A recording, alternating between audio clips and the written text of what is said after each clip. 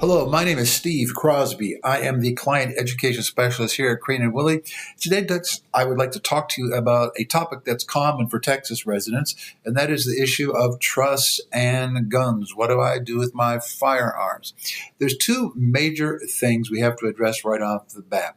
First of all, guns should generally not be written into your trust language. There are two major reasons for that. First of all, there are 8 different categories of disqualified people who are not allowed to have a firearm.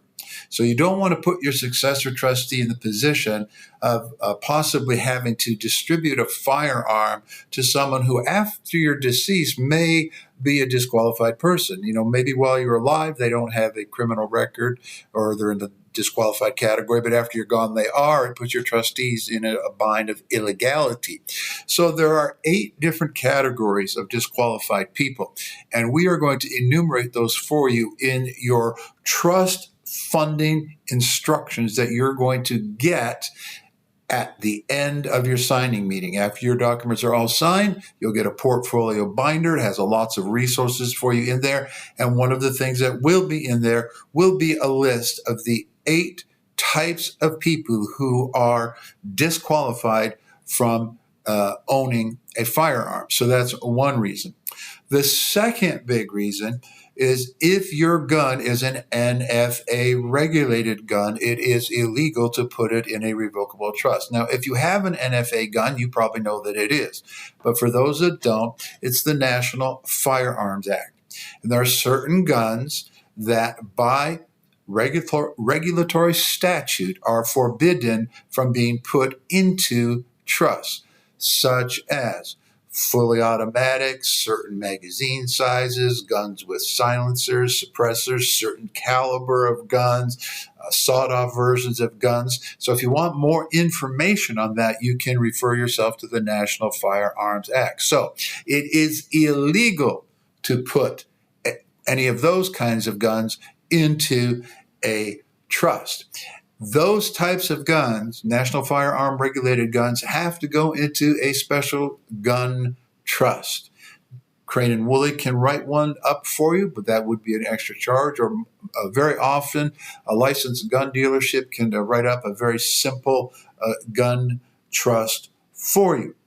So now, assuming that we are not talking about anything that is NFA regulated, we're just talking about your pistol, your shotgun, your rifle, your 30-06 that you want to go to your nephew.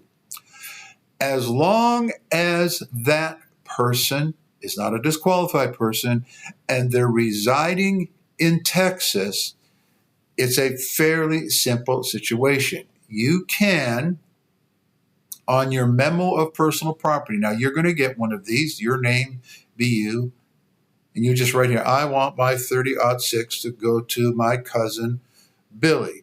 As long as Billy is a resident of Texas, if Billy is not residing in Texas, the gun should be sold to a licensed distributor.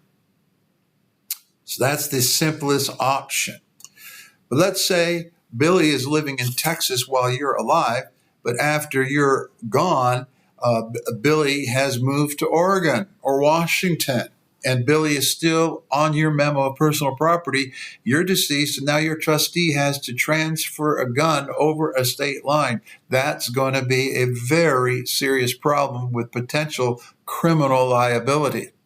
So if Billy has moved out of state, Billy's going to have to come to Texas and get the gun.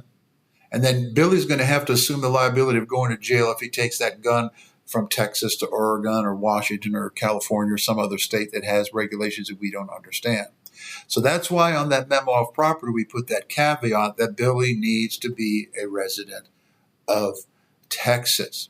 Now, there is another option, and it's not the greatest option, but let's say you have someone you just very strongly want them to have your gun for emotional reasons or whatever reason.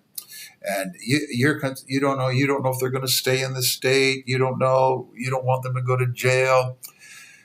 You can just go to a licensed gun dealer, sell the gun to Billy while you're alive, and just keep it at your home. Put it in your gun safe. Technically, Billy owns the gun, but it is not illegal for you to use somebody else's gun as long as you are a licensed firearms user. Now, that is not ideal, but it is one way to make transfer very, very simple upon your decease, because you can just put on that memo of personal property, I want the 30-06 to go to Billy. You give Billy the combination or the key to your gun safe, and he goes and picks up his own gun. So that is also one way you can get around some of these complications. So, wrap up. Summary. We do not write guns into the body of your trust language. If the trust is going to deal with it all, it's going to be on your memo of personal property.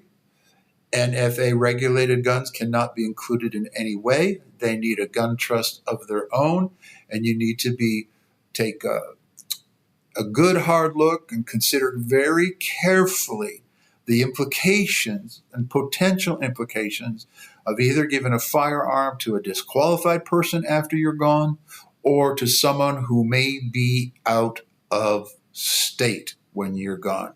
You don't want to be giving your firearm to somebody who's out of state or who is going to have to transfer that firearm across a state line. So that's a quick summary of some of the gun limitations and restrictions.